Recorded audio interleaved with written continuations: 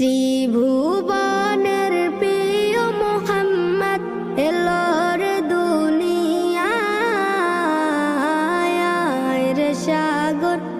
আকাশ বাতাস দেখবি যদি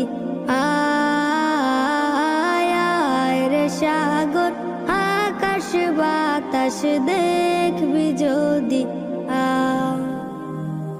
ত্রিভুবনের প্রিয় মোহাম্মদ এলোর দুনিয়ায়